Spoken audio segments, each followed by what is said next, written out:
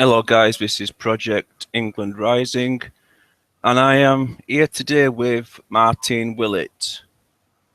Most of you will know. Most of you will know Martin. Hang on, I've got an echo.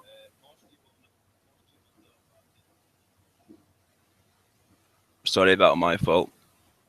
Most of you will know Martin. He's an articulate atheist YouTuber. Well, more on that. That is possibly not an atheist anymore, which we'll talk about in a bit. He's the owner, creator of the Secular West website, which I'll put in the description of this video. But Martin is different to other atheist YouTubers because he's also an English nationalist and is racially aware. So that's what makes him stand out from other atheist YouTubers. Well, that's what makes them stand away from me. Oh yeah, or you could put it like that. And also, Martin, you've been around for a long time, haven't you, mate? You've been on YouTube for about 7 years, haven't you? Yeah, something like that. Yeah, I've been on YouTube for a while. Yeah, it wasn't as big as it is now when I started. I wasn't on the ground floor, but it's been on there for a while. Oh, hang on, I've actually got my little introduction here that it's got me dates on it. Yes, a YouTuber since 2007, active online with a website since 1999. It says an atheist since 1974, and English since 1963. So that's all your figures for you. Right, and I've just described you as an atheist YouTuber, but we're just talking before this, and you basically said that you're no longer an atheist. Well, you are an atheist, but things have changed. Can you just explain that to the listeners, please? I don't. Well, basically, I've been excommunicated. I think that's probably the best way of putting it. It's not my own phrase. I'll be on my way. He used that phrase. Used to be an atheist, but he was excommunicated, and that's basically what's happened. Loads of atheists now are distancing themselves from me because I'm so heretical. It's really quite ironic that you can have heretical atheist views, because basically it's political, because they think that somehow atheists have to believe certain things. They have certain dogmas, like you have to be a liberal, you have to believe that everybody's equal, you have to believe that races don't exist, you have to believe that nationalism is evil, and you have to be a feminist, and all these other things. Oh yes, and you absolutely have to love homosexuals. Yeah.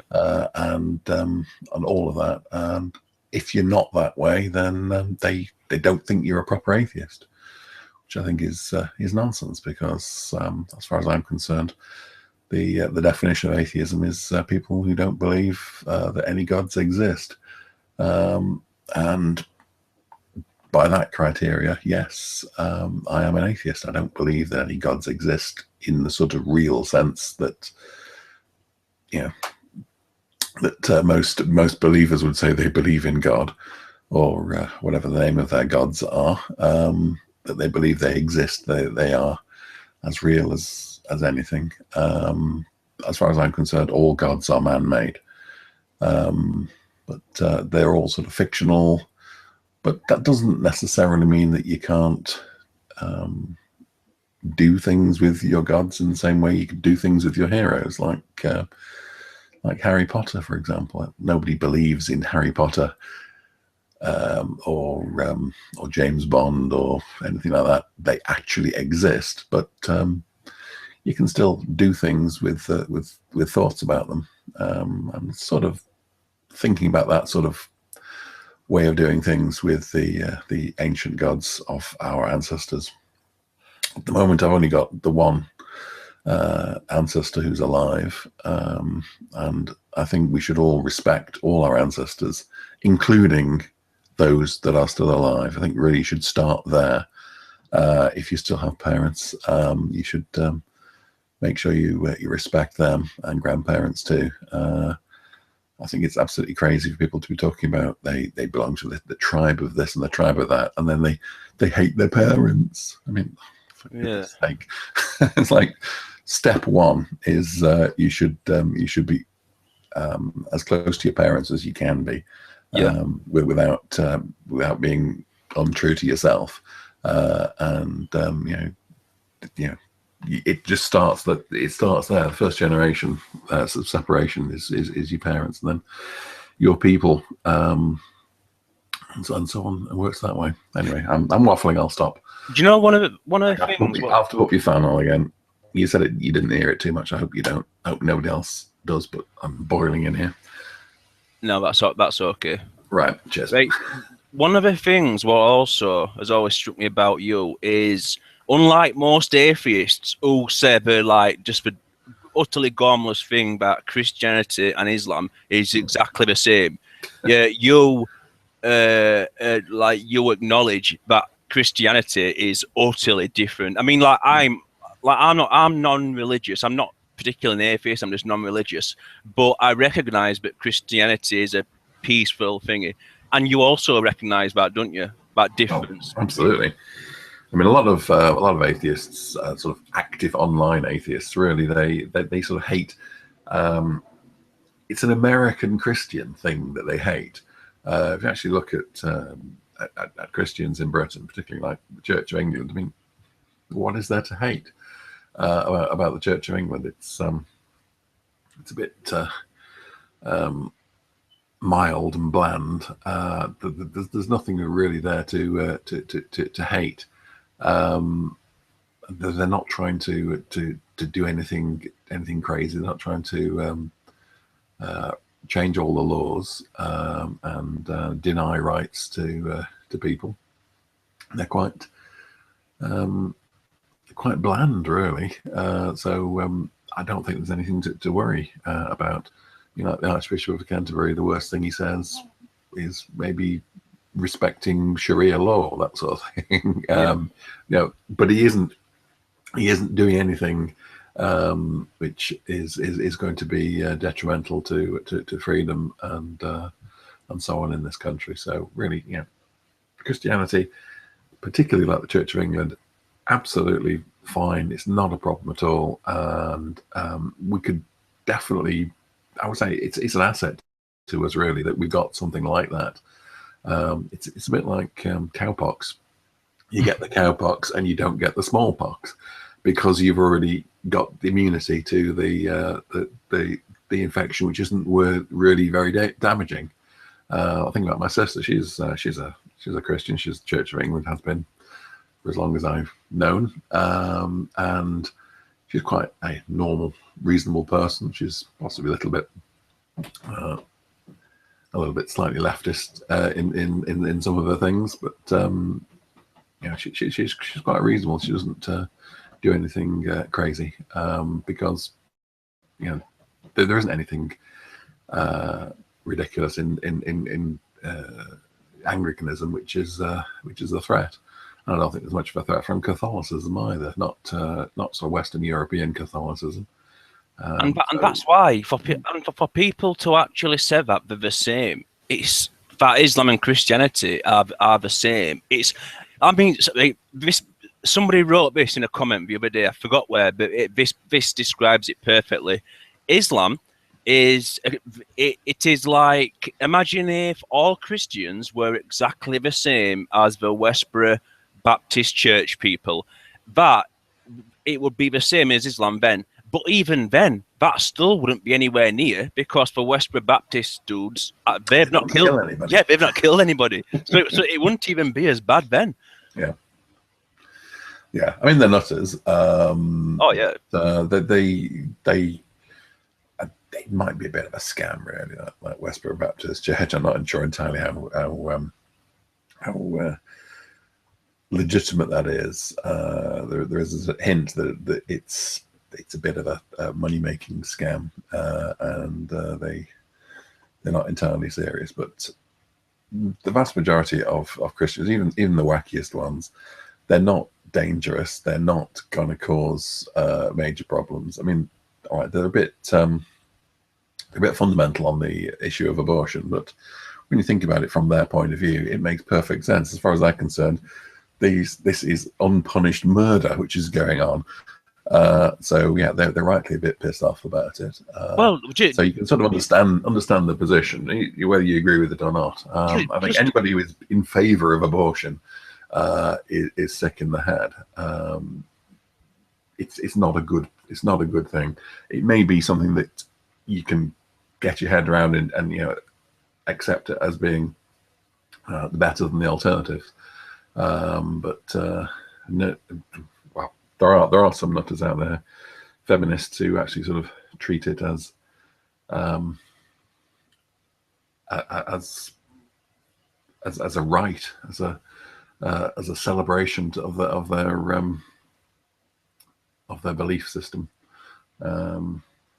Anyway, I'm getting sidetracked. I've got to admit, I'm better in text because I can cross out my sidetrackings and. No, it's fine. That's fine.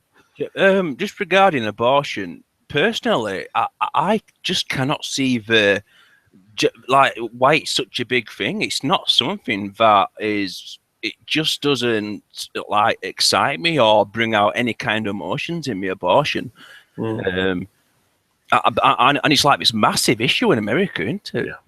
Yeah. Well, once you've got stupid ideas, then you're going to get stupid conclusions, and you start with a stupid idea of the soul, that God puts a soul into somebody at conception, and then, well, if God puts a soul into them at conception, then it's got to be murder if you kill that baby.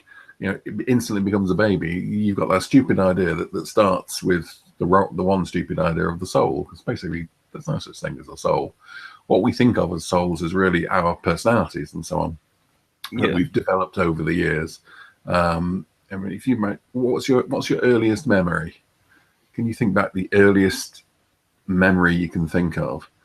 Mine, I've got a memory which is entirely sensational, meaning it consists entirely of sensations.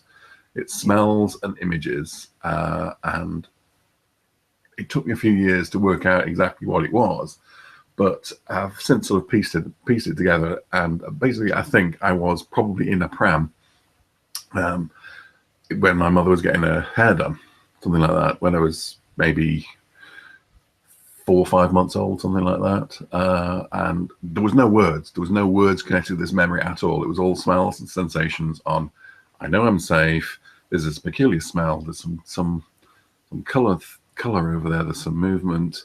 This is a room. Things happen in it. And I sort of got the impression that it was a kitchen, but there was a mirror. I sort of understood the concept of a room and a mirror, but I didn't have any words to it. So working it all together, I sort of worked out I must have been pre-verbal. I didn't have any words, but I did have this memory, and that what my nature of my soul was then, my personality was a baby's. I was a baby, and that nature of my personality was an awful lot smaller than it is now, because I wasn't anywhere near as developed. So this idea of a soul, that somehow you are what you ever going to be from the moment of conception, is nonsense. And you start with a nonsense bit at the beginning, and obviously anything you build on that is going to become more and more nonsense later. And that's where you get this idea of abortion being murder, because it's based on the idea that they have souls and God put the souls into them, which is not really true. So that's why that's where the anger comes from, then. Yeah. Well, just regarding souls, I'm not. It's like I'm open-minded to things like that, but yeah, there probably isn't the existence of a soul. But I'm open-minded to possibility that there is. But what would it be for? How would it work? Think about it. Yeah. You start from what's it for? I mean, the scientific idea, the organism needs to respond to stimuli, and it needs to have a pattern. It needs to have understanding, and you put together a worldview, and you need to have some kind of illusion of somebody being in control. But if you look at psychology, then you'll see that an awful lot of things happen much faster than our conscious mind believes, because the decision is taken well before we think about it. We start doing something before we decided why we're going to do it, because we were already doing it, and then the sort of the what we think of as the controller makes up stories about why it's happening. The classic thing is experiments where you've taken somebody with the brain, cut the brain into the two hemispheres, so there's no connection at all between the two hemispheres. One side of the brain sees something, the other side of the brain doesn't know anything about it, because there is no connection between them. And something happened. This split personality person starts to do something because of stimulation that's happened to one side of the brain, which the other side of the brain knows nothing about. But that side of the brain that knows nothing about it makes up a story as to why they're doing it. But of course, anybody looking from the outside will say, well, you did that because the light went on in the other side that you can't see with his other eye or whatever it was. Yeah, so something happened. Sorry, I'm not explaining this very well. No, but there are experiments like that where you can take a brain and you can do things so that one half of the brain knows about something, and basically the decision is taken in the half of the brain that knows what's happened, and it responds normally to the stimulus. Okay, well, what are your thoughts on this? What are your thoughts on this, Martin? Just to slightly change a thing. Yeah. But regarding religion, I mean, I am non-religious. I don't believe there's a God. But do you know the Big Bang Theory? They said that everything at one point it was essentially packed into a little dot the size of a marble. When that theory. When you think about that, how dense that must have been. I mean, just think how impossible it would be to squash a car to squash that into a ball the size of a marble. That'd be hard enough. And they said that all the material in the universe was packed into that small ball. And also, at some point, that little singularity or some kind of material, it must have popped from nowhere at some point. That area is the only time when I consider that there could be some kind of something. What are your thoughts on that? Well, it's slightly more complicated and more simple than that. It's not compressed into a small space. There was no space. The singularity, that was all that ever was. There was no linear dimensions. There was no up, down, left, right, sideways, forwards, backwards. There was no time. There was nothing. Everything was all one point of space and time, and there was no space. So the size, you said the size of a marble. It was infinitesimal. It was smaller than the smallest thing you can measure. It just didn't have any space at all because there was no space. There was no time. The Big Bang is just the process by which the universe goes from infinitely small to infinitely enormous, and it's going on now. It's still happening. Yeah. Space is still expanding. Yeah. It's just not quite so explosive as it was back then, but it's still rapidly expanding. The space between everything is increasing. Yeah, but would you? Yeah, like that. Yeah, but obviously things are still expanding, and they say eventually there possibly could be a big crunch. But the main point is still there. All this material, what makes up these trillions of suns, all that had to have come from somewhere. Why? Because it can't have always been there. Why? There wasn't a before. There wasn't any space. There wasn't any time. It all comes from time and space have the same point.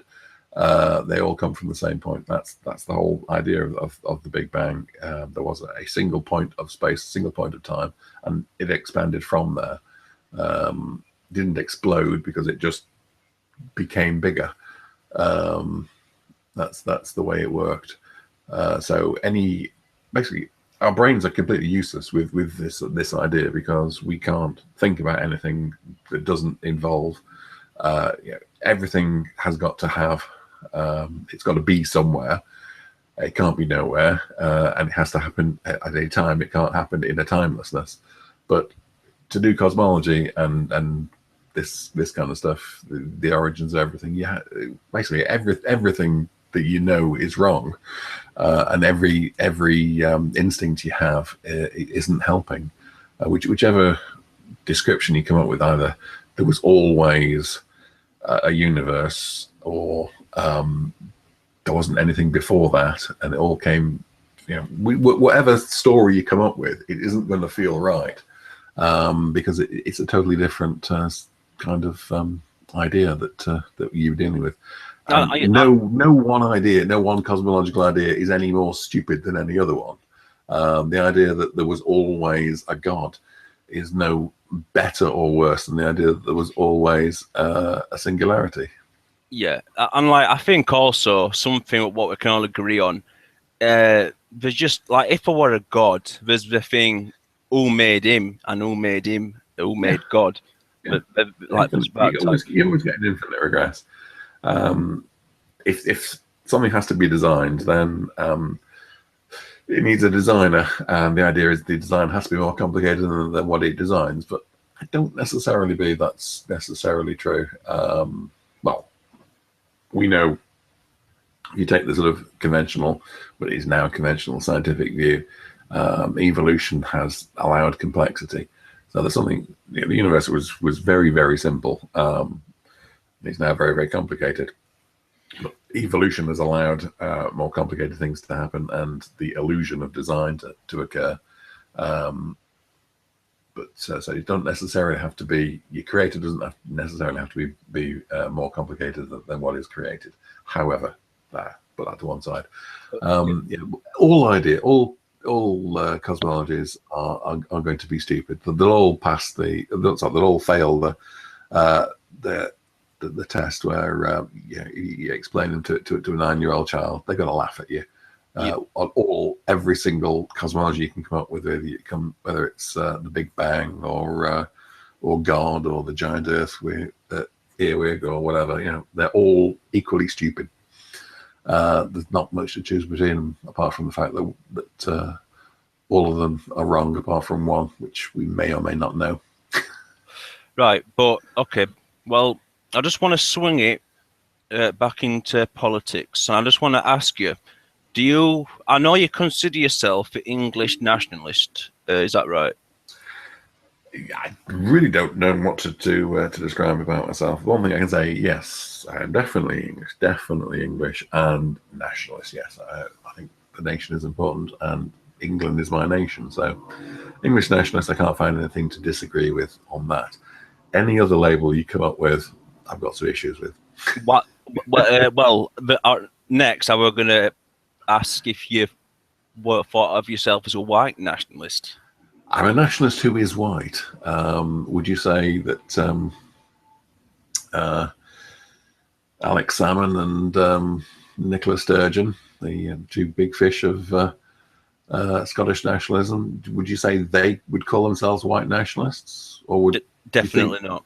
No, they would say that they are nationalists, and they're white. And the same with the Irish nationalists and the Welsh nationalists. And basically, the problem we've got as English nationalists is we haven't been beaten by anybody. If we had been beaten by somebody, we could play the victim card like the Irish do and say, "Oh, we're peaceful little leprechauns," and they get away with that. Whereas when we say we're not interested in taking over the world, they'll say, "Well, you did in the past." Well, yeah, we did in the past, but the past is the past. It's not the present. So I have no intention of starting a new empire. I think the empire was a mistake. So I am a nationalist. I am a reciprocal nationalist. I think that every nation deserves the right to exist in the same degree. So I think Hitler was a bastard because well, what he did for the Germans was good, but what he did for everybody else was fucking horrible. He wasn't very good to the Poles. He wasn't very good to the Ukrainians and the Belarusians and everybody else. So he was only good to the Germans, not even all the Germans. So that kind of nationalism is a bad idea. I think English nationalism, where we say, yeah, England is a nation, but we're not going to tread on the toes of the Welsh, as far as I'm concerned. You know, the Welsh, if they want to be part of my country, they want to be part of England and Wales, they want to be part of, you know, Great Britain, that's fine, but I'm not going to force it on them, and I'm not going to try and conquer them or rub their noses in defeat or anything like that. You know, they can be Welsh, and the Scots can be Scottish, and so on. So don't want to impose myself on anybody. Do you see? I mean, like you've like us, like me, you've seen things have been degrading in the last few years. Do you see any way that we are going to win this as English people and as whites in general? And how do you think that could be achieved? Oh, that's a tough one. About as tough as it gets. We've not lost yet. We've not lost yet. We've got to keep in the fight. We've got to keep playing the game, which means we need to have more children. You can't give up on being a race, being a nation, and we can't give up on replacing ourselves. So that's vitally important. It really comes down to, if we're not having children, then we are losing. So we've got to measure our success on our fertility rate. If you've got a fertility rate of less than two children per woman or couple, that's pretty much the same thing, then you're going to be in decline. Or if it's nearer to one than it is to two, then you're in decline, and you're going to be terminal decline. You can't get away. You will. No country has ever survived a fertility rate that's nearer one than it is to two or more. It's the end. So we just need to get that up. So that as far as I'm concerned, that is number one. That fertility rate has got to be nearer to two than it is to one for our people. Now, that doesn't mean all the people who are living in the United Kingdom at the moment, their overall fertility rate, because that includes the enemy. That's no good. It needs to be our fertility rate, and ideally in every sense, so that every nation, every class has got to replace itself. Otherwise, there's trouble. So we don't want a situation where only certain kinds of people are having babies, because that's wrong. We need to be every family, every nation, every country, every town, every class, every group that we are needs to be replacing itself, not going massively over that, because that causes problems of empires and so on, and definitely not significantly under that, because that causes extinction. Then you get a situation like you got Australian Aboriginals and American Indians on their reservation, that kind of attitude where you're already seeing it in some places in England, where you've got people who are pretty much living as the despised Aboriginals, getting drunk and having no interest in the future. Yeah, and I think that actually ties into people not having children. I think people subconsciously do not want to bring children because they know what is coming. They know it's not going to be a nice place in the near future. So it's like an insidious circle of, I'm going to say circle of violence, but that's not the right word. The only thing to say to that is, having a baby is like putting up interest rates and giving an increase in pay to MPs, there's always a reason not to do it. There's always a reason not to do it today. We can't increase the MP's salary this year. We can't, because it'll set a bad example. But that's always going to be the case. There's never going to be an example. There's never going to be a time when it's a good idea to give MPs an increase in salary. So it's always going to be a political hot potato whenever it happens. And it's never going to be a good time to increase interest rates because somebody's going to whinge about it. And it's never a good time to have a baby because there's this crisis around the corner. And why would you bring, with so much uncertainty, why would you bring people into the world? In this case, we had babies all through the fucking war, for goodness sake.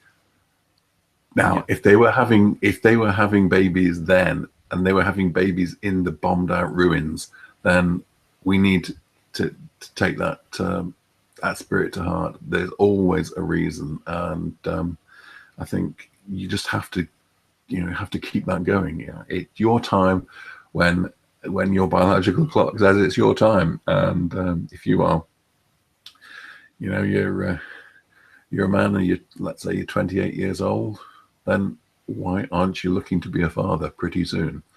You've already lost a few years of your breeding chances. So time to be pulling your finger out.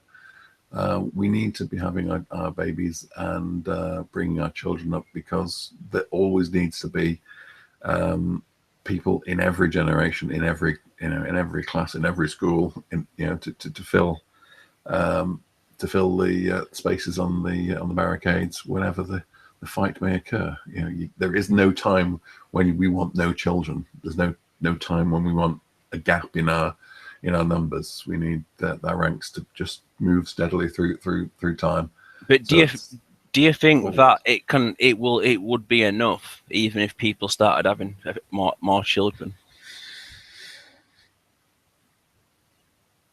I would say it's necessary. Whether it's sufficient, I don't know, but it's necessary. So, the way that you make the plans is you do the necessary first, and then you keep going. Whether or not there's no such thing as guaranteed certainty and guaranteed success. You just have to start with the things that you need to do, and then move to other things. What are your personal plans? Like we see a lot of people leaving the country because they know what's coming. Do you intend, like most of us, to stay right until the bitter end, like so to speak?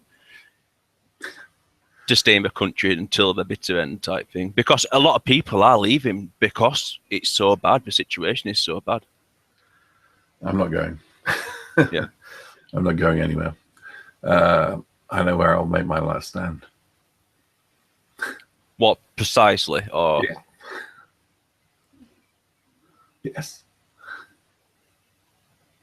But like you obviously you can't share that, obviously. No. So. Right, I want to just move it on to the Brexit situation. What are your thoughts? Well, obviously, I'm assuming that you think we should leave. Obviously, yes. What are your thoughts on the EU? I think that Europe is a wonderful continent and wonderful culture. We need. Europe is vitally important to our future, but the European Union is just an evil thing. It's bureaucratic. It's based on Marxist ideas and fascist ideas and German nationalist ideas and all sorts of peculiar things. We need to kill it.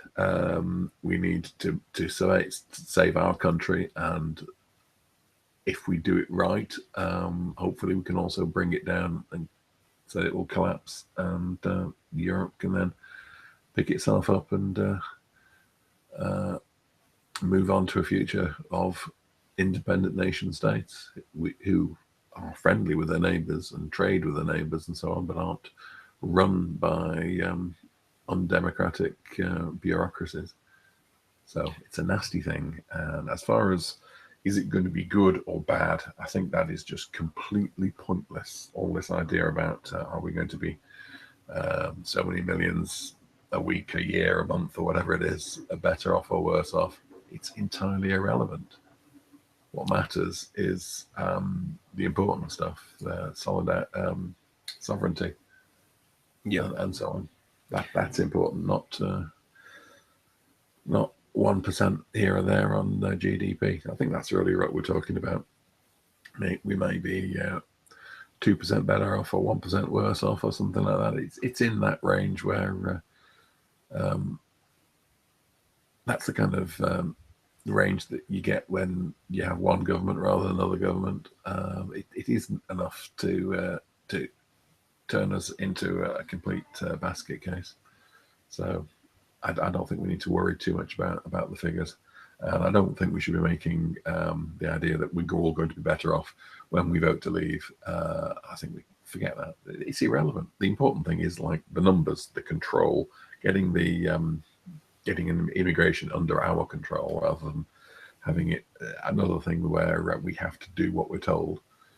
So that's important. Yeah, it's like it's an essential step what has to be taken, and also alongside that, there is Donald Trump, who I see also as a big like event in this thing. What's happening? What are your thoughts on Donald? Sorry, I can't help. I've just got a complete channeling Milo Yiannopoulos now. Daddy, yes. Yeah, wonderful. I love Donald Trump. He's brilliant. He's absolutely fantastic. Yeah. Everyone says he's stupid, and they really do. He is not understand how smart he is. Yeah, he is not stupid. And like I said, they analyze the way he speaks and say he's talking on the level of a fourth grader or whatever it is, and everyone else is talking, 2 or 3 grades higher. And then you think, yeah, that's because he's smart enough. Yeah. To tone it down. That is why.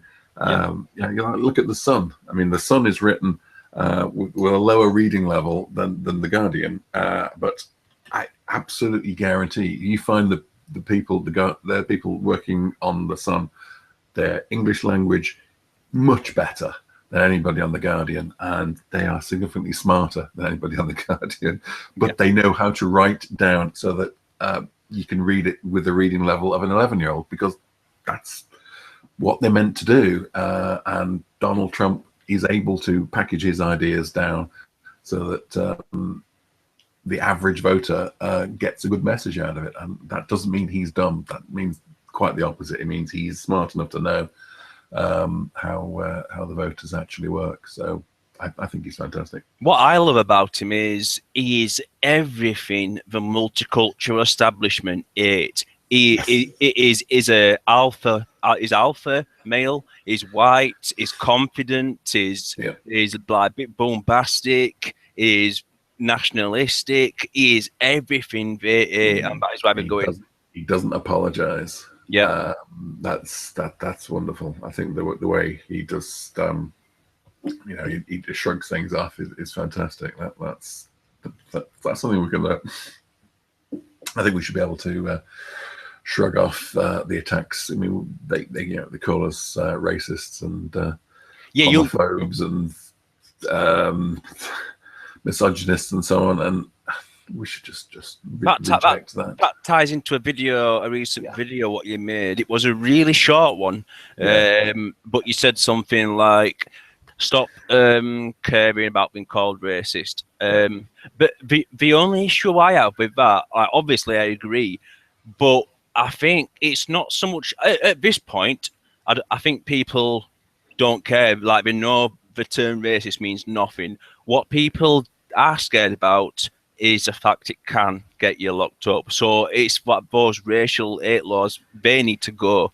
I think that is what scares people more than actually being called a racist, probably. Or do you think the word still holds power as well? It has done up to now, but the more they use it, the less power it has. And I think a lot of people are beginning to see through it and just see what it is. I mean, they're constantly calling Trump a racist. They're calling Nigel Farage a racist. Yeah. And then you look at it and think, what have they said? What have either of them said that is racist? And you can actually pin down and say that this shows that they hate. And you really can't. There's nothing there. But they constantly use it because it's just understood. Understood that somebody's a racist, and that's what people say. But they can't pin anything down. They can't say what's racist. Actual sort of hate that's involved. It's nonsense. I think at this point, it's basically a case if you're white and you actually dare to speak, you're racist. It takes as little as that. Yeah. If you are white and you dare to mildly protest or involve yourself and stand against the ongoing conquest of the hordes and the leftists, then you're a racist and a fascist. Yeah. Yes, you're racist because you're against their agenda in any way. Recently, of course, we've had the passing of Muhammad Ali. I'm not caught up with the news recently. Has he been resurrected yet? I've got mixed feelings on it, me personally. Muhammad Ali was he was a proper nationalist, and he believed in the separation of the races, and very, very sensible things he said about being against miscegenation. You know, nobody wants their grandchildren not to look like them. I mean, completely sensible. Yeah. If a white person had said that, they would never be seen on television again. When you've got this, what's his name? The fact that we barely can even remember his name shows that how this affected this. Tyson Fury, yeah. If he'd have been black, if he'd have been homosexual, if he'd have been mixed race, or particularly if he'd have been Pakistani, we would have him all over our media. You know, he would be doing every advert. You know, he'd be on the corn advert and so on. But because he doesn't play the game, then they don't want to know. They want him out of there. Muhammad Ali would have been exactly like that. If somebody white had said what Muhammad Ali had said, they would have been cut down, and you'd never have heard from them. And they would be they'd be protested wherever they appear. But because he's black, he can say that. If I was to say exactly the same things as he said, that people would call me a well, they do, but even more so. But it was all completely sensible. People do not want their grandchildren and their children to look different to the way they look. Well, why should they? Why should they? Why should anybody want that? And it does, like, do you know, when you think about it, really, say, for instance, there's a family, they've been in England for centuries upon centuries, and then one of those females marries a black or a Muslim and has kids. That line, that ancient line, what has been gone back all those years, all that heritage, that is infected, broken permanently. Yeah. Just after that. Yeah, I recently saw on Facebook. I've got a cousin, distant cousin. We do ancestry research, and she's Mormon, and it's really quite entertaining having this Mormon on Facebook, because you get to see the way the Mormons live, and they are really admirable people in many respects, because they are so family oriented. And you look at all these Facebook. Obviously, Facebook is always a bit saccharine, makes you want to puke a lot of the stuff that appears on Facebook. But this American Mormons, their belief in family and so on is fantastic, and it's really good to see people who are really interested in it. There was one picture of a family. They're all wearing T-shirts about the family reunion, and there's like 50 of them in the picture. and there were 2 blacks. There were 2 like half castes right in the front, and just like that. Something wrong with this photo. Yeah, yeah. You think family, but then they just don't mix. They don't mix in with the rest of the family. Yeah. It's quite interesting. My brother-in-law's brother. My brother-in-law's sister-in-law. That's the way I say it. My brother-in-law's sister-in-law is Indian, from South India. Actually, she came from the Caribbean. So, but from heritage is South Indian. So she's quite dark looking. A lot of people would say that she was Negro because she was really dark. Yeah. But she is completely Indian, and you can tell that because her children look Pakistani. So you've got a white, my brother-in-law's brother. He is white. He is whiter than white. He is Irish. He is Irish blonde. The whitest man you're ever going to see. Yeah. Any whiter than that, and that you're an albino. And his children basically look Pakistani, and that's and that line gone centuries. They're no longer looking white, and the children have, I think two of the children have married off Brazilians because they look that way, because you've got this mixture of the South Indian and the white, so that sort of, they look pale brown, and then you Pakistani looks like you're Brazilian, which is unfortunate for Jean-Charles de Menezes, but it's true. you Pakistani and you Brazilian look quite similar. So you've got that situation where they, in that family, they looked around and looked at the brothers and sisters, and they started looking, that sort of looks good, and then they ended up paired up with equally mid-brown people who didn't really fit in, Brazilians. And the thing is, non-whites, they love it when it happens. Just the thought that they are destroying our heritage and line, and also they also love it because it's kind of a genetic upgrade for them. If that's like a crude way of putting it, but to them, some of them may think you'd be hard pressed to get them to admit it, but you can sort of work out from their actions that they must believe that, because the way it doesn't fit any other hypothesis. They see it as an upgrade.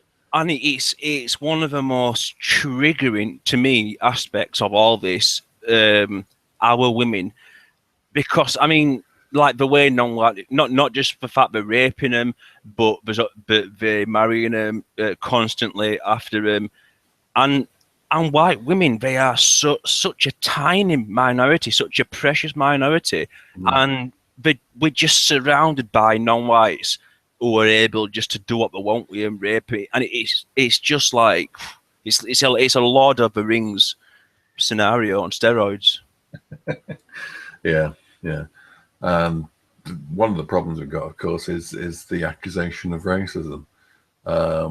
We get a lot of situation now where you got a young woman who's feeling a bit down, and goes to have a night on the town to cheer herself up, and some black moves in on it and starts dancing away and whatever, and then it's like, if you don't sleep with me, you're a racist. Oh yeah, right, go on then. Before you know it, she's known this guy for 80 minutes tops, out of her life forever, but she's got a brown family for the rest of her life. Yeah, and just a word on that, I thought that was just like a myth, that they'd say sleep with me or you're racist. But I have actually heard white women and white girls confirm that blacks and other non-whites, they literally do use that threat and that coercion. They say, if you don't sleep with me or if you don't fancy me, what are you, racist? Like that kind of thing. Oh yeah, and it's condom. Oh, condom. No, you got to be a right. Yeah, you don't want my babies. No condoms. Yeah, awful. Anyway, it definitely does happen. It definitely does happen. But of course, you can't prove it, and they can object to it so easily and just say, give me some statistics, give me some citations or whatever, and then you go, no, I can't. Doesn't mean it isn't true. What are your thoughts on? Because it's like a little bit of a topic, and you've done a video on this before, kind of. I personally, I'm not keen on the MGTOW, MRA types, and these the ones who say that women are to blame. I mean, there's truth in it. They do tend to be pro-immigration. It's bad that they have political power. It's not worked out well for that they've got so much political power because they do not think in a territorial way. What are your thoughts on that, on the women's situation? The women's situation. Yeah, I am beginning to think that letting women have the vote was maybe a bad thing, because we didn't have this issue before. We didn't have the welfare state. We didn't have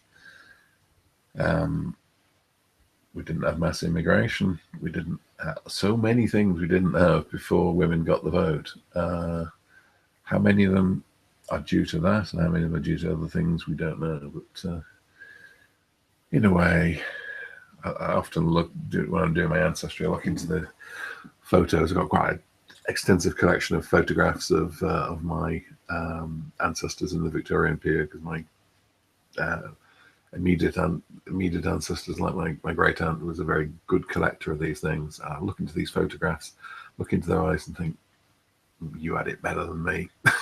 Because these men, their women weren't, they didn't have the vote, and well, not all the men had the vote, actually. That did make a difference. So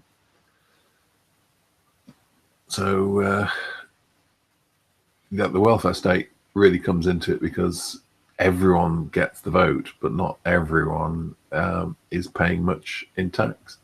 Whereas previously, it was only householders who had the vote, and only householders of a certain size of household that had the vote.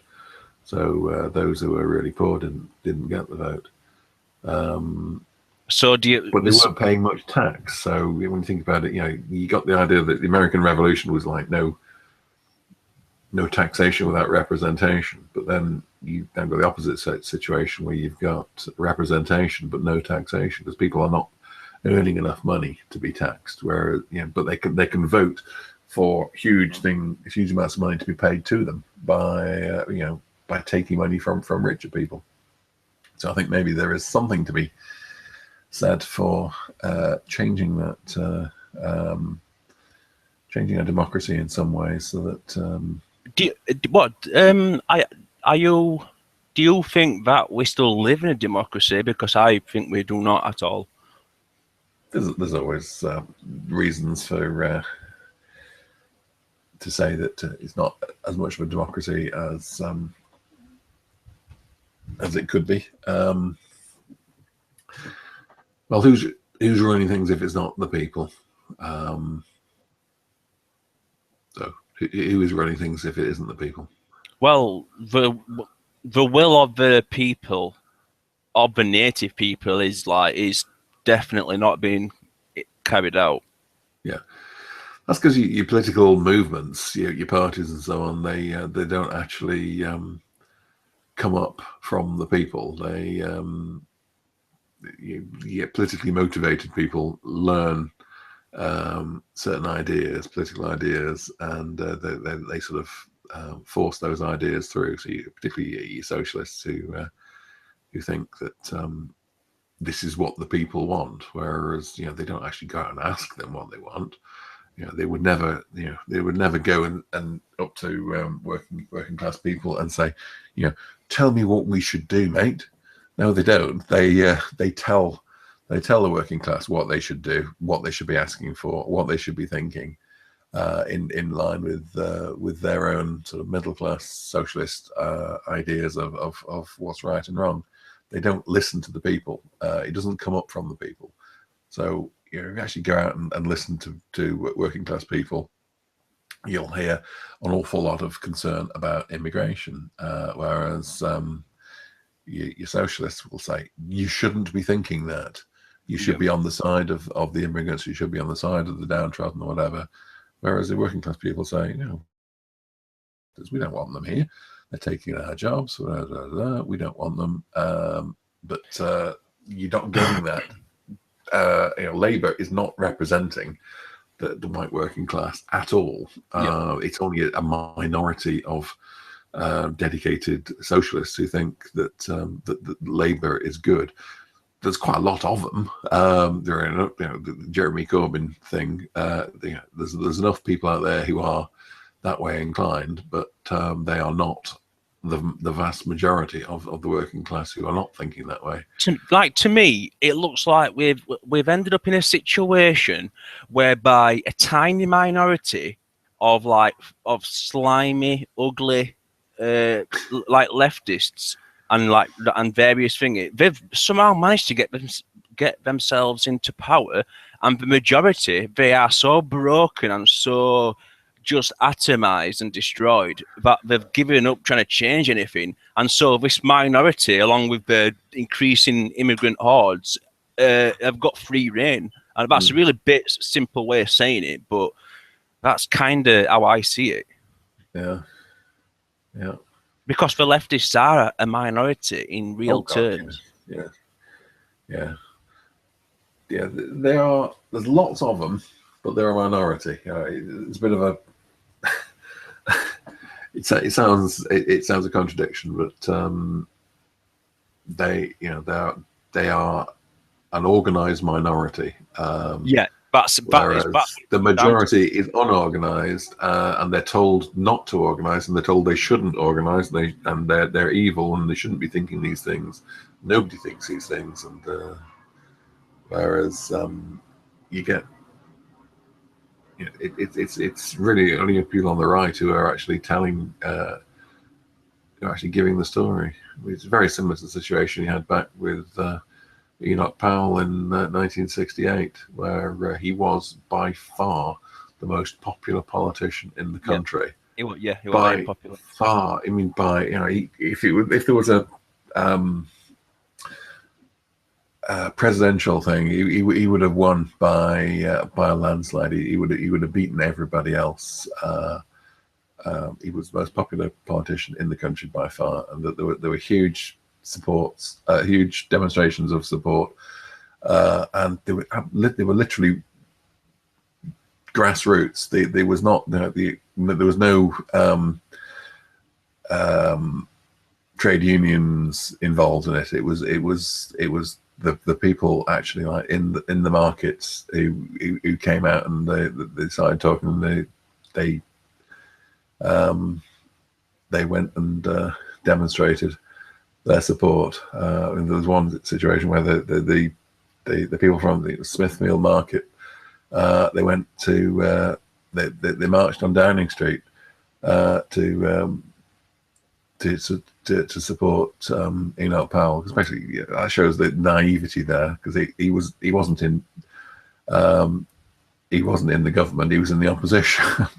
They were marching to Downing Street, where there was Labour Prime Minister in Downing Street, and they didn't know what they were doing, but they knew, they cared.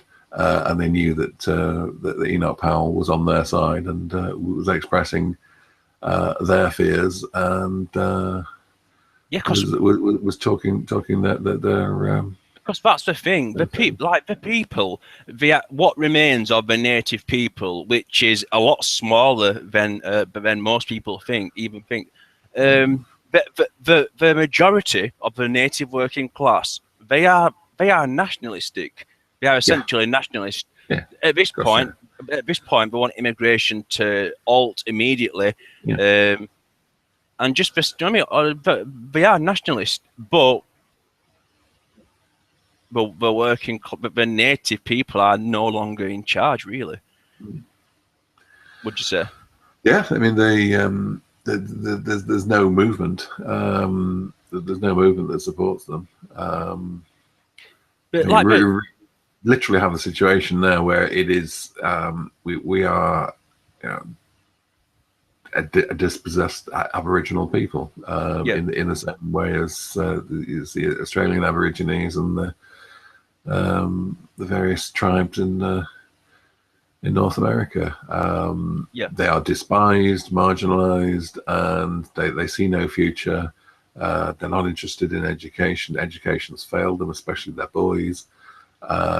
There's nothing for them. They don't see any future. You know, they're just interested in drugs, and yeah, their culture's degraded, and it's all falling apart. And they're just well, they're not quite falling asleep on the roads like they are in Australia, but it's going that direction. Something needs to be done. I don't think it's too late. I think the British, the white British working class are capable of having a movement and pulling themselves together. But you can't leave it much longer. yeah. Like, Stuff. I think we are living in the last. We've got a few decades before things are totally too late. Yeah. If nothing happens, if we don't reverse things significantly, 30 years, it's gone. There's nothing there. We can no more bring it back than you could return Babylon to be the capital of the world. You know, it will have completely gone. It's not. We're not there yet, and there certainly is room for a turnaround, but it has to start soon, and it has to be quite significant. Yeah, drastic measures have to be taken to stop this nightmare. And when we are a minority in our country, it is going to be like truly horrific, isn't it? Well, I wouldn't expect great things from the from Pakistanis. I don't think they're going to be very sympathetic to us. I don't think they'll be looking after our graveyards and our museums, our stately homes, and so on. I think they will be despising everything we've done, and well, you just see the way that the Muslims react. They would. I could just see them dynamiting Stonehenge. Yeah. It's going to get. I mean, there's the English girls who 1,500 English girls raped and tortured just in one town.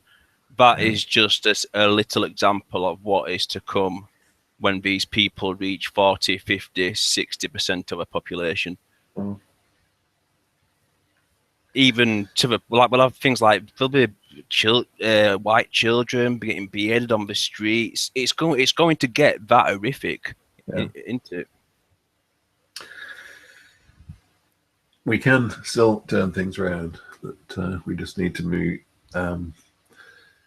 acting pretty soon. We need to be getting more people turned on to the idea that it is reasonable to stand up for your own people, even if your people are white. It's not racist to be defending your own people against genocide. And I think we do have to be not too squeamish about calling it as genocide. I did make a video a couple of years ago about not using the word genocide because people see anything with "cide" in it meaning killing, like homicide is killing a person and so on. But when you think about the word what is being killed in genocide is not individual people, it's the race. It's the race that's being killed. So it is the killing of a race, the killing of a people, the killing of a nation. And that doesn't necessarily have to involve killing individual people. It's dispossessing them and so on. So yeah, genocide is not a wrong description of what has been going on. We need to be clear about it. It really is a genocide. I mean, it is literally in a way, because white girls are being raped and killed, and white men and children killed. Yeah, that's the important thing, right? Forget the killing business. It's what's being killed in genocide is not individual people, it's the race. So they are killing our race, they are killing our nation. That's what they're killing. They're killing our aspirations, they're killing our identity. They're saying, the English don't have an identity, you're a mongrel race anyway, and you have no culture. You have nothing to be proud of. The most popular dish is chicken tikka masala, and you have no culture. You are nothing. You are nothing. Go away. Die. Just go. Just get out of here. Just fuck off. Just get the fuck out of here. Yeah. That is the message. That's the message. And you know what? What you just said, Ben. That is literally. That is what the attitude these hordes give to us every day. It's like a nasty. You've got no culture. We're taking you over. We're taking your women. We've already taken this and that. There's no such thing as English people or native British people. It's nasty, isn't it? It's really. It is, yeah, really nasty. There's the nastiness they're putting on. They're putting us down. They're calling us names in the same sort of way as white people were doing in the American West. You're damn Redskins. The only good one's a dead one. That sort of thing. It is very much the same attitude. Even if those individuals weren't killing, they were part of a society in which there was killing out there, and the people were being wiped out. So it is nasty. I do have some kind of vague not being entirely happy with Americans, and part of that is the nastiness that was involved in the genocide, basically the genocide of the American West. It's not nice, and it's that it's not British, it's not cricket, is it, to do that sort of thing. So that nastiness, when it's against brown people, that's bad enough, but then when it's against us, it doesn't make it any better. It makes it worse because it's against us. So yeah, I really do. We've got a Muslim in the chat, and he's complaining about the conflation between whiteness and Britishness.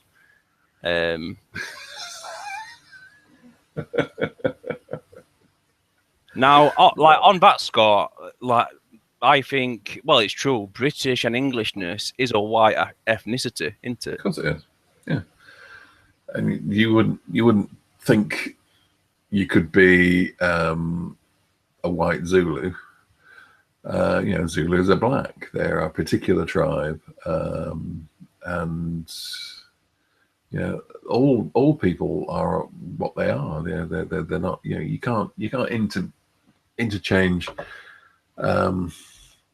other people in there and then swap them out, because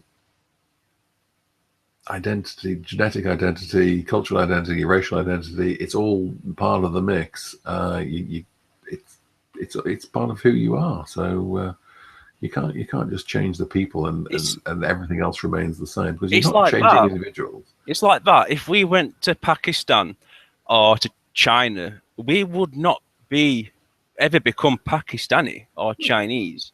Of course not. It's that same kind of thing. But we are supposed to now act as if our identity is just like a cheap coat, or any horde can just come in and just put it on and say, I'm British, and just take on all our glorious history, as accomplishments.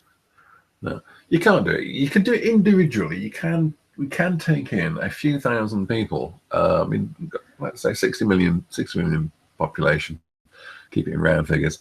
We could probably take in 3,000 or 4,000 immigrants every year, spread them around evenly, and we could completely integrate them. Absolutely integrate them completely. I mean, when I went to school, there was, I don't know, 1,000 boys in my school.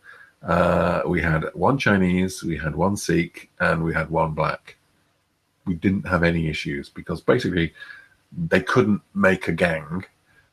They were in different years, they were in different classes, and they absolutely had to join in and mix in with the white boys because there wasn't any opportunity to do anything other. Fast forward now, and similar sized school, you'd have 30 of these and 50 of them. Totally different scenario there. They don't have to integrate, and as soon as they have got enough numbers that they can segregate, they will segregate. They do segregate, and then there's no mixing. You go to places, I'm sure you know that various towns where you get a town, a third of the town is Pakistani, and you can draw a line on the map. You know where it is. You can see it. You could probably smell it where the lines are, and there's no mixing at all. There's people who live in there. They hardly ever speak English, and their accents. That's the great thing. I mean, when I was young, Pakistanis, they had an accent which was a local accent because that was the people that they spoke with were local. So you'd have your West Yorkshire Pakistani, and you'd have your Lancashire Pakistani, and you'd have your Birmingham Pakistani, and they would be very, very different. They would sound like the area they come from. But now, your Birmingham Pakistani, your East London Pakistani, your Bradford Pakistani, they're all identical. They all have the same British Pakistani accent. There's hardly any variation across the country. You can't say that is a Pakistani from West Yorkshire, that because they just sound like a Pakistani because their culture is completely separate. Yeah, the Muslim guy, I mean, is getting like verbally destroyed by the other guys in the chat. But he says the only people who have a problem with a black or brown person integrating and assimilating and adopting British culture are the racists. Mm-hmm. Yeah. Okay. Yeah. And right. Okay. So you call us a racist, and what of it? Yeah, it is called as racist. What do you want me to do? What do you want me to do? I've been called a racist now for a number of years, and I tried a couple of years completely to deny it and fight it and whatever. And what happened? They just fight more and more and more. So there's no point. There's no point in trying to deny it. They call me a racist, so I must be a racist. Yeah, whatever. I don't care that you call me a racist. I really don't care. Yeah, I know I don't hate anybody just because they are a different race. It's not a matter of hating anybody. It's a matter of who do I regard as my people and who do I regard as slightly further away. Exactly. It's just like neighbours. I mean, the neighbours' children. If children were missing, presumed kidnapped, I'd be looking for them, and I'd be tearing the place apart, and I wouldn't go into work the next day. I'd be up all night looking for them. But if they turned up in my house and started, have you got any? Want some toast or whatever? I go, fuck off to your own house. Yeah. It's not that I hate them. We just have boundaries. And yeah, exactly. There's boundaries. And this is, I said this to Duke the other day. It's not about. It's not that we hate non-whites. It's just that we do not want them in our country because they are blatantly that hostile threat to us in every single possible way. It's not about hating them as such. We just do not There's no want them hatred. here. There is no hatred. The only people I've ever hated are people who've expressed a hatred of me first. People who hate my nation, my identity, or whatever. I can hate them back. I can reflect that back to them. But I don't hate. I don't hate anybody who is different to me. It's just a matter of drawing boundaries, and reciprocal nationalism and having your own nation. I mean, you look at your Irish nationalists. They sort of hate the English in some ways, but if we aid each other's countries and so on, we don't sort of go on too much about the atrocities and the tit for tat and whatever. We can basically agree on a lot of things. You stay on this side of the line and we stay that side of the line. We're all happy together, and we have lots of things in common. We have, we can get on with each other, and I think we can get on with any group as long as we draw those lines. The only problem comes when you get people who are crossing the lines and taking our territory. And the problem we've got with Islam, of course, is that they think that once they have flown the flag of Islam over a land, it is Muslim land forever, and it must never ever be given back. So you can't possibly turn a mosque into anything other than it has to remain a mosque for eternity. Whereas churches, we can't use that as you can have it as a mosque, not a problem. Would you agree with this? Islam, it is not just a religion. As we know, it's a political ideology as well. But it's also a pan-brown nationalist entity as well. Would you agree with that? Yeah. It's not in the nature of Islam. If you actually look at Islam, then there's quite a few things there which are specifically not nationalist. They're not racist. They are anti-racist. But in effect, the practical upshot of it is a lot of people see Islam as a way for non-white people to get ascendancy. So yes, they are that pan-brown nationalism, the non-white nationalism, like Mayor Khan. Yeah. Basically, everybody who wasn't white or who was non-English was seeing him as on their team, fighting against the racist whites, which was crazy. Just on that thing about embracing the term racist. Pulse Neutrino says I don't embrace the term racist. I shrug it off. That's really good. They call me it, and I'll shrug it off. So I'm not going to say, I am a racist. I embrace that term. No, I just say they are going to call me it, and whatever. It's literally the way that Donald Trump does it. You just shrug it off. You don't apologize. You don't. There's no point in trying to deny it. You just whatever, move on. And let it water off a duck's back. You just let it go. That's the only response that is reasonable. I'm against this. Was it Paul Weston idea of like embracing the term racist? Yeah. My name's Paul Weston, and I'm a racist. He's called a racist so much he embraced the term. No, I don't go that far. I'm not embracing the term because I'm not. I don't hate anybody because of their race. So I'm not embracing it. Yeah, but the thing is, I understand both ways. I understand the defiance, the desire to be defiant and just say, what? Yeah, fuck you. I'm a racist, Ben. But at the same time, that is admitting something wrong because we're not racist. Absolutely, I'm not a race hater. If you say I hate somebody because of their race, absolutely agree with what Enoch Powell said. I do not hate anybody because of their race. But we literally can't be.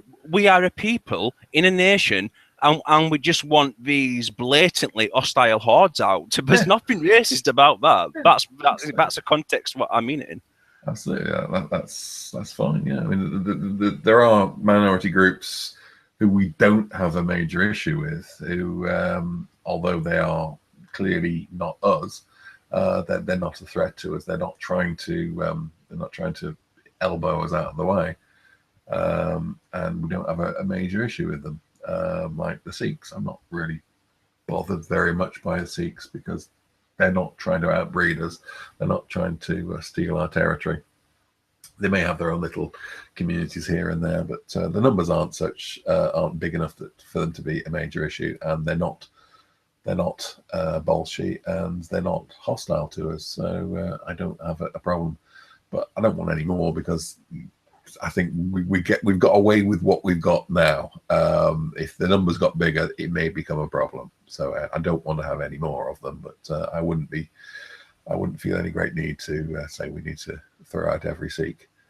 One of the hypocrisy of Muslims and other non-whites as well, probably, they demand very conservative policies for their own communities and for their own nations. They demand zero immigration of whites into their nations, but at the same time, they aggressively demand that we bow to them and that we accept endless immigration and that we adopt leftist policies.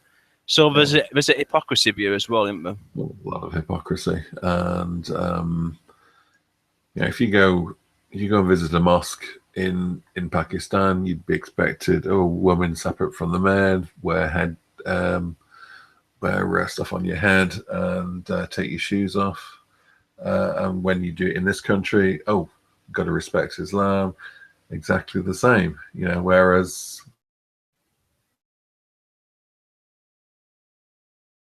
it's always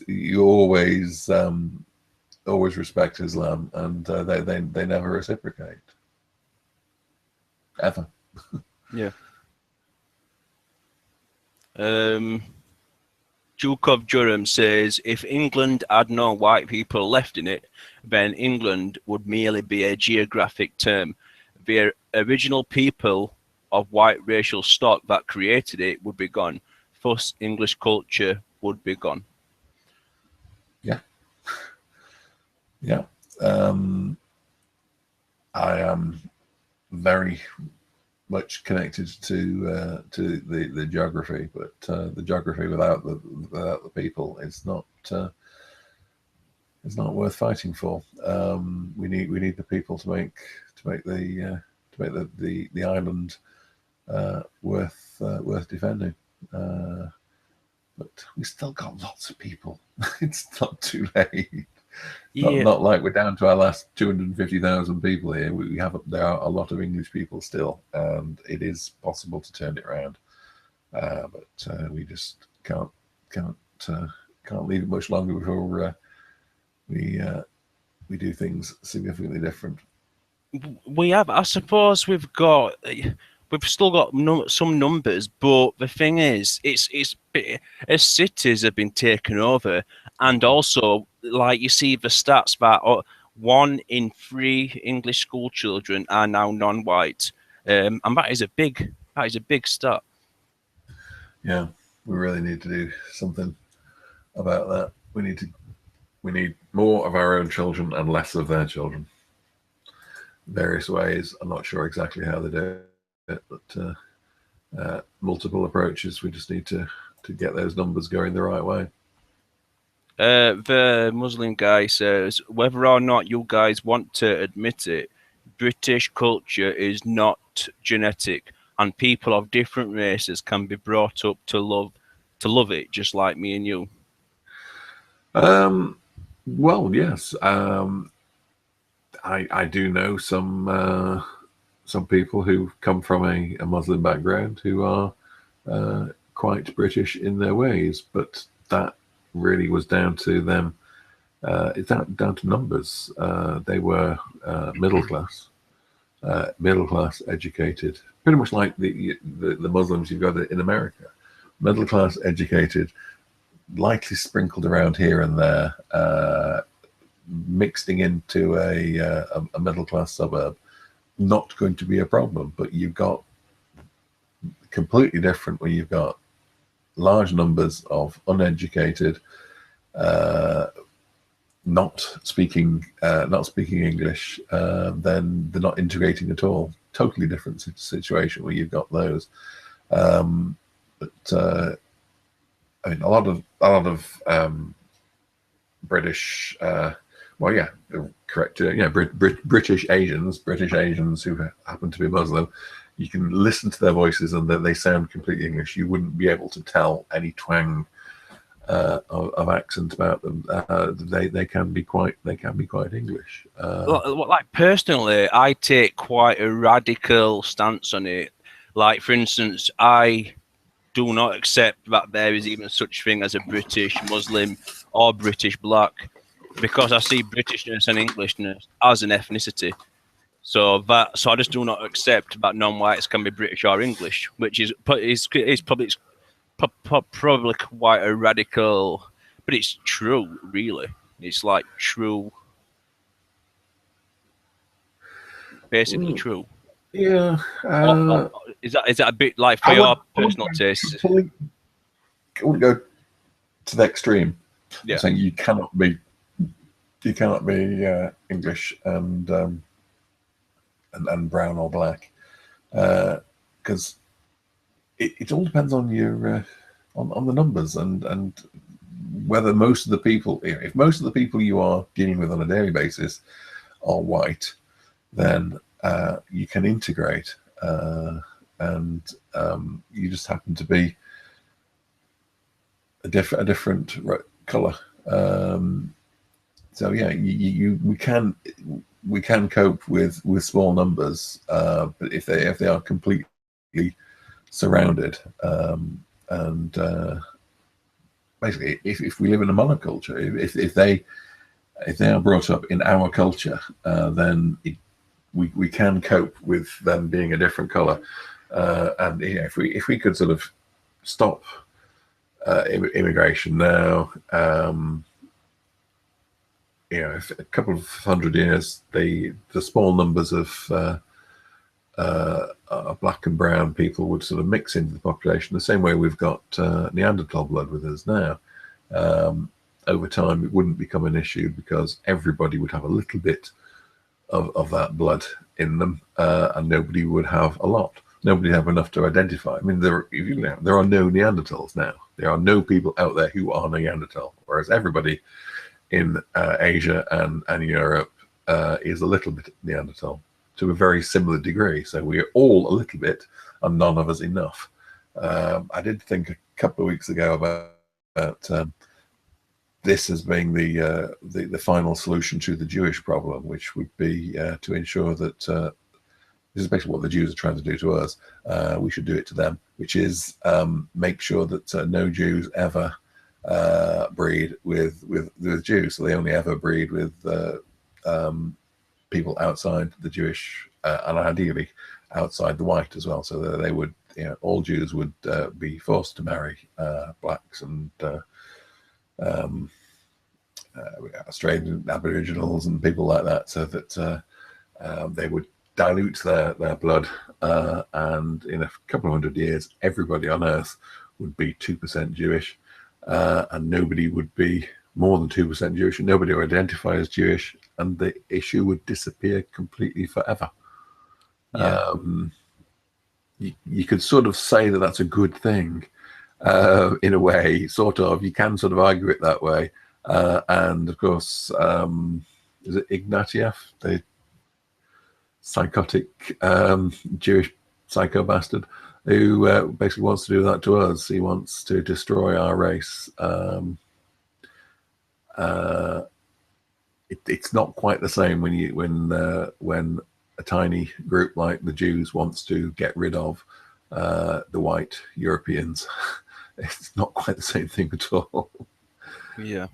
And it really is, by all races, it is a really aggressive urge, primal urge to destroy his race and to soil our women and to make our women have their kids. It's a really like primal and I can't think of words strong enough. but they really do want to destroy us, and not just that, humiliate us as well in the process, and make us suffer as well. Yeah. And that's what we've ended up with. You were just saying that it could have worked if this had have happened, but either way, now what we've ended up with is essentially a foreign army working in their own interests, in their own racial interests, and so on. And it's like we're just letting a foreign army, and they're growing and growing and growing. That's how I see it, basically. Yeah. I wonder when the time will come we'll be able to arm ourselves with shovels and go to the graveyards and find the culprits, dig them up, and stick their skulls on spikes. That's the thing. The people who are responsible for letting them in. Oh yeah, but is that? Are you a person who would tend to blame the white traitors who did this, who began this in the first place? I'm not sure how deliberate it is. I don't think really we can say that it's blamed on. You can blame it on any particular group. Obviously, you've got the clear candidates you could think about in this situation. Yeah, I don't think really that you can say that they would have the power to do that unaided. They have worked through the culture that we've got, the fact that we are good-natured, and they've used our altruism against us, use our altruism as a weapon, particularly the altruism of our women, against us. So some of them were deliberate, and that they were planning it out, but I don't think they knew it would work, and I don't think it's all happened where every move has been caused by a deliberate, conscious action taken by enemies of our people. Would you agree that it is the leftists, if you can call them that?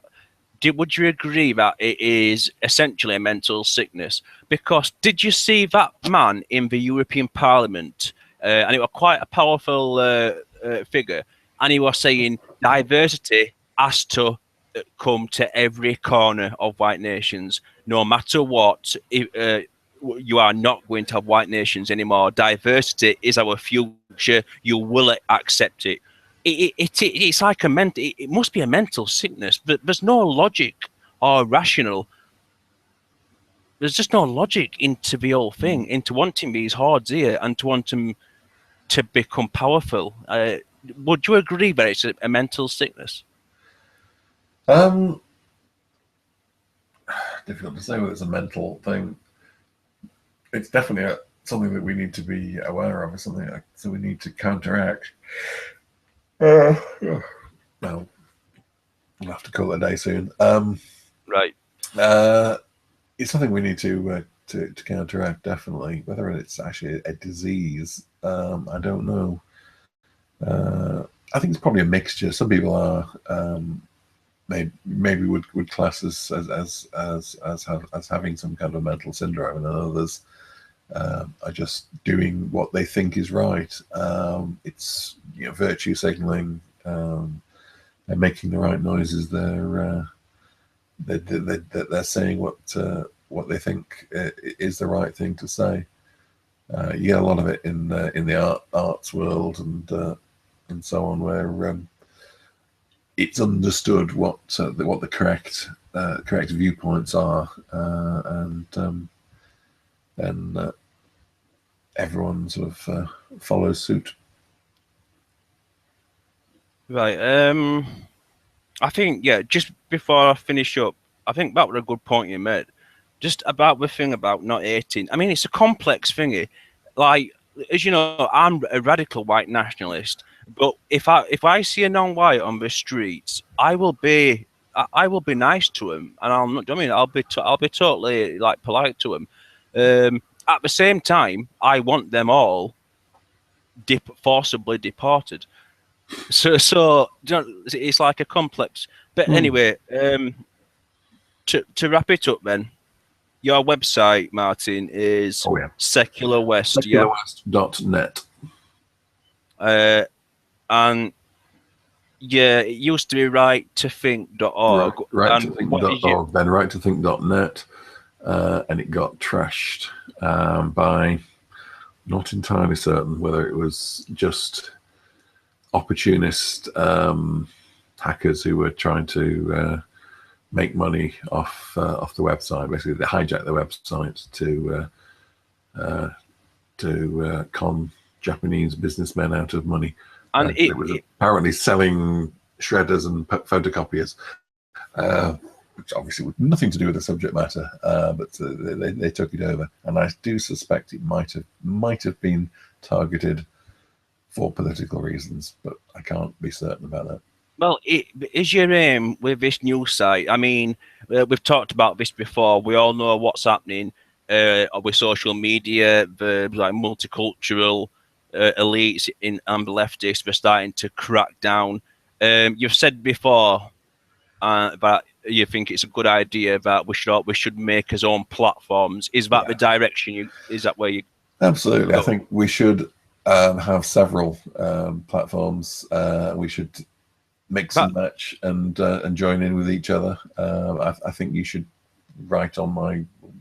You should join in mine and post some of your stuff on my site. Basically, I want people to join in. I want them to post stuff. It's set up as WordPress, so I think you've got a WordPress site. So you would instantly recognize how to post on it. Yeah. So you just need to sign yourself up. Well, the way to sign up, right? Ignore anything that says register on the website, because there are sort of links. I can't seem to get rid of the bloody things that give you a form to register. Forget that. Basically, you just email me if you want to join. I will set up an account that works and send you the login. Obviously, then you can change your password and set everything up yourself. But I do it that way because I don't want to make it too open to spam and so on. I want people to write to me. And basically, the email address, very simple. It's Martin at and secularwest.net. Simple as that. Just email me, tell me who you are, what username you'd like, and I can then email you back and say, yeah, that's it. There's your account, and you now have the power to post articles, videos, links, all sorts of places. So I don't want people just to come in and make comments. I want people to actually write whole articles and so on. Unfortunately, so far it's not taken off at all. I've been pushing and pushing and pushing, and nothing's happening. But I paid for it for a year, so I've got a few more months of pushing.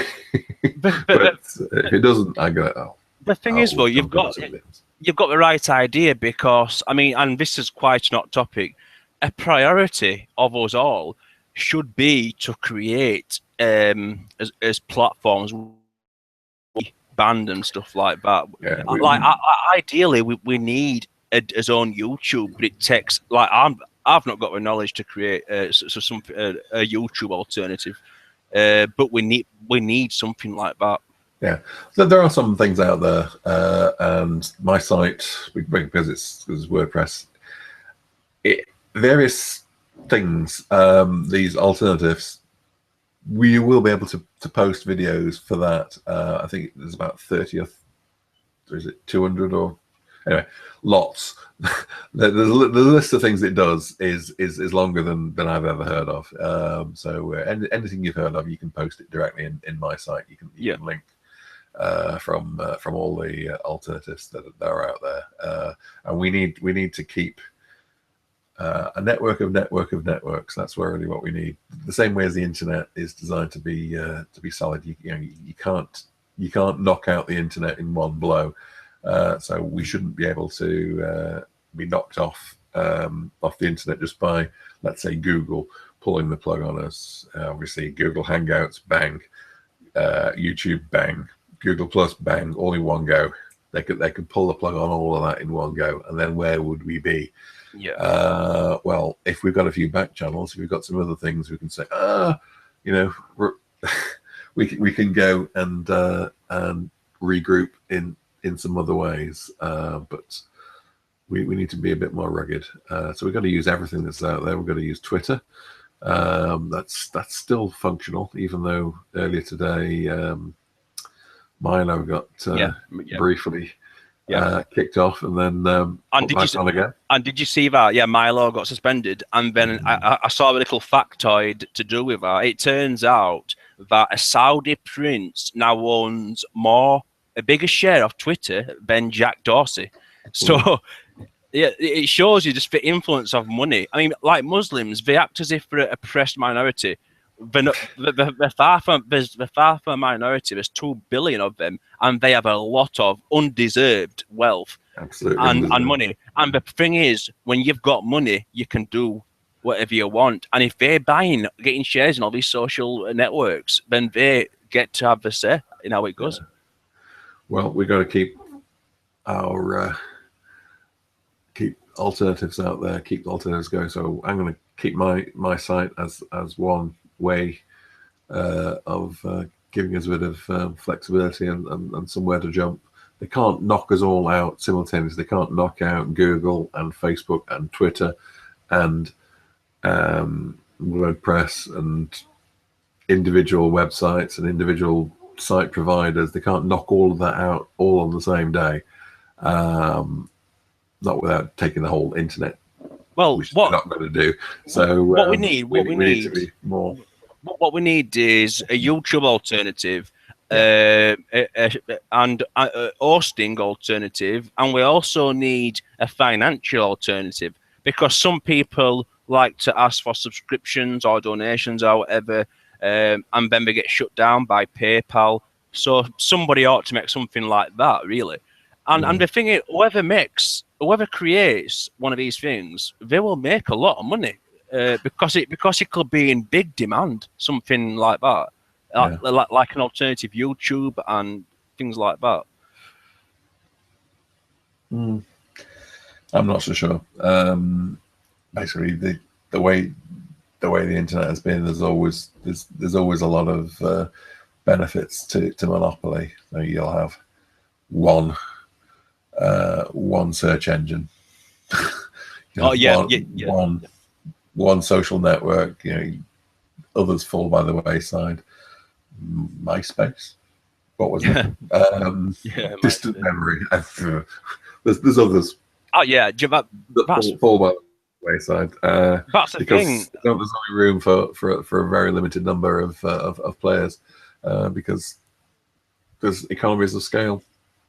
So YouTube is probably the best example of a near monopoly that's natural and almost good in the sense it's largely beneficial. The fact that it's a monopoly, it's mostly good, but there's massive potential dangers there. But there's also a lot of upside on there. So.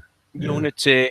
Unity Valkyrie Mitford, she's a woman. She says, "Well, I am a mature woman. I have done my bit." I'm assuming, but she means she's had a lot of kids. But my advice to the young is find a suitable partner and raise a family, no matter how hard it is. Yes, that's good advice.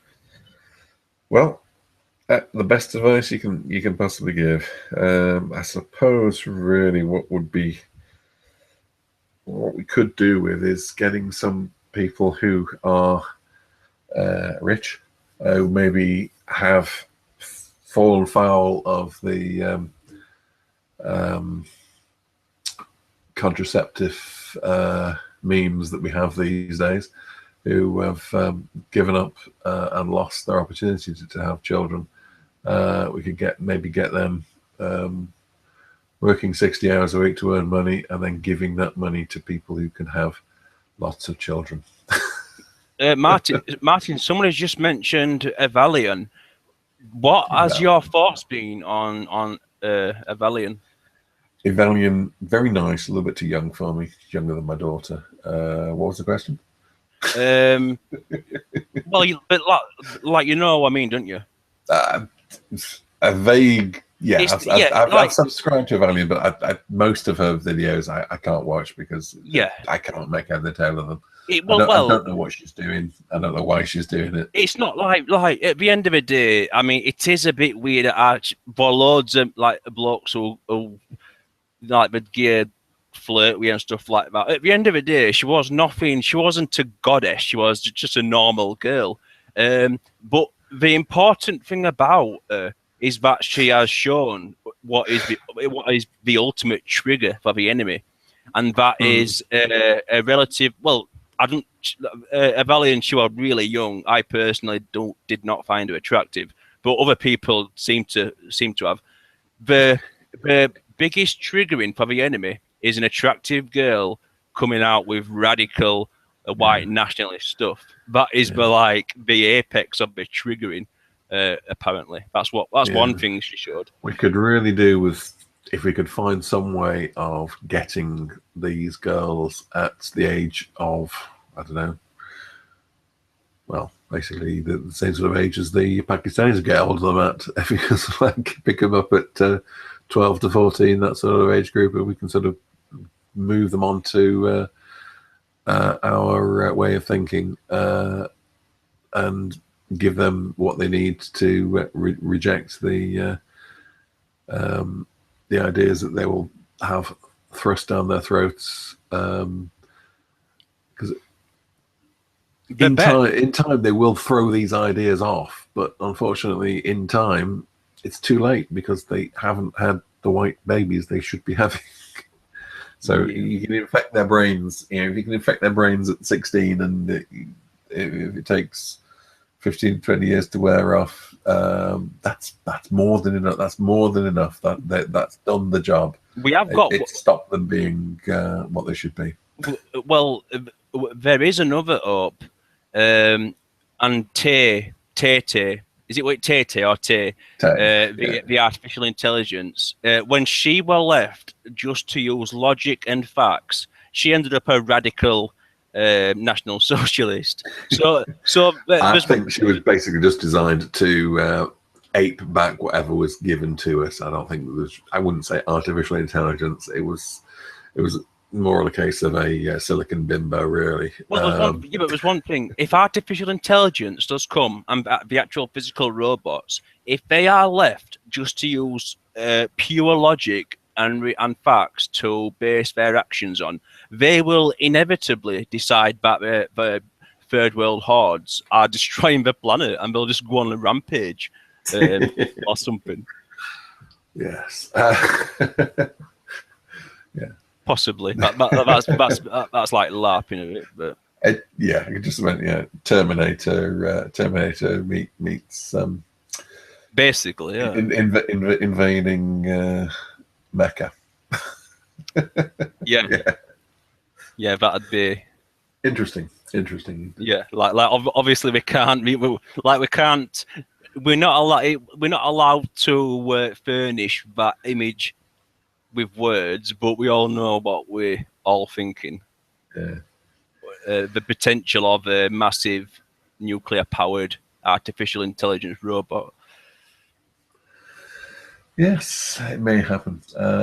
Although I did make a video once which had the image of the Terminator and with Muslim imagery over the top, because basically they are like the Terminator. You can't reason with them. They absolutely will not stop ever until you are dead. But what do you mean when it comes to Muslims? Yeah. There's you can't reason with them. All you can do is get out of the way, or or blow them out of the way if they're coming forward towards you. You can't. You don't have any way to fight them in any other way. Yeah, just got to hope they don't attack. And that is the thing. They do, like, they have no empathy for us. When they see a era of a white child who's been raped by a Muslim, they feel nothing for stuff like that. Or even when we see Islamic State beheading a white, like most Muslims, they just don't feel anything because it's not their own race. And it all comes down to the fact they just simply should not be in our nation. We could have a fine relationship with them if they were in their own countries, possibly. Yeah, absolutely. We absolutely fine with going playing cricket against them or whatever. That's fine. I don't have any problems with them. It's only when they are in our country and trying to take over that's the problem. Yeah, it's not. There's no reason why we would need to go and eliminate them anywhere. If they're not bothering us, we don't need to bother them. And it's like that. We could go. I mean, if these hordes weren't here, we'd be able to rebuild as nations into the most beautiful. Like we'd have gleaming cities. There would not be a single white woman, man, or child in poverty. We'd be putting his resource into science, into space travel, and then at the same time, if somebody fancied a little bit of culture, well, they could just fly to Africa or fly to Pakistan and then come back. Just simple as that. Yeah. Oh, that wonderful culture they have in Africa. Yeah. Basically, you go to Africa. What do? You go on safari, because the only interesting thing in Africa is the animals. There's nothing cultural there to see very much. There's not a lot of culture there. I suppose India and Pakistan are slightly different. They do have a bit of culture that's worth looking at, but not much in Africa. Well, I saw a video the other day titled African Culture, and it showed you this bloke, and he was literally putting his mouth on a cow's ass, and he was sucking and blowing, and it was like making like a rasping noise. God knows what he was doing. Something to do with stimulating lactation, I think, is the is that what it was? Official explanation for that. But yeah, not the greatest human achievement you would have thought. But and then the madness is they come here, and then they're told that they are equal to us, racially equal, and any difference in results is down to racism by whites. So if they haven't succeeded as well as we have, then that's got to be down to our racism, because there's no other explanation is possible. Yeah. Because everybody knows that everybody's equal. Well, actually, I haven't seen a single piece of evidence that shows that everybody's equal. Yeah. I've not been shown a single piece of evidence that anything in the world of biology is equal. It's basically, biology doesn't do equal. Equality is a social construct. It's an invention, and it has absolutely no part in the natural world. In the natural world, there's variation and difference everywhere. Every single species is slightly different. There's no equivalence. The concept of equality and equivalence and so on just doesn't exist. They're all different. The problem is, as I said the other day, this thing where they're saying that the only reason other races are doing bad is because of white racism. But it's not just a few retards saying this. It's people in power, and they are willing to like destroy the world in order to achieve this impossible thing. Yeah. They are willing to break as many eggs, which in this case are white people, as it takes to achieve this impossible madness. Yep. All right, and so to wrap it up, Your site, yeah, I would say Secular West, and your YouTube channel is also one of your main things The as well, isn't it? YouTube channel, yeah. I'm sure people will find it. Yeah, well, I'll put it in the description anyway. Yeah.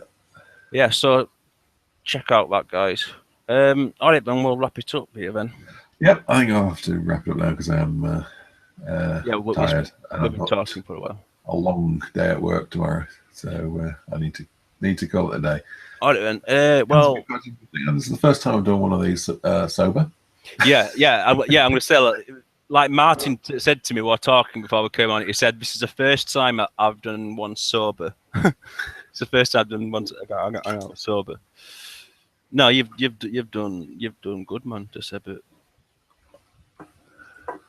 You want to tell a bit of lubrication, so to speak.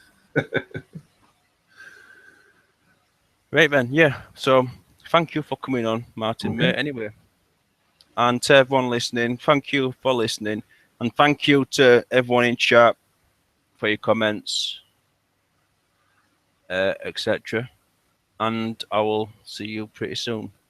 So goodbye, everyone. See you later. Goodbye. See you later, Martin. Goodbye.